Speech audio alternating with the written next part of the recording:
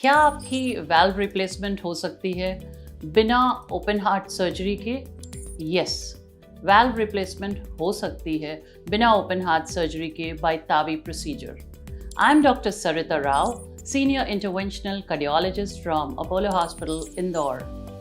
Tawi procedure एक ऐसी procedure है जिसमें कि जैसे कि आपके एंजियोप्लास्टी में एक सुई के माध्यम से पूरा प्रोसीजर हो जाता है, वैसे ही तावी प्रोसीजर में आपकी एक सुई के माध्यम से वाल्व की रिप्लेसमेंट हो जाती है. इस प्रोसीजर में आप 2 दिन में घर चले जाते हैं. Procedure time is very short, about 45 minutes.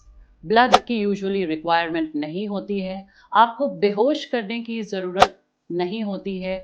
आप चल के आते हैं हॉस्पिटल और चल के जाते हैं हॉस्पिटल से.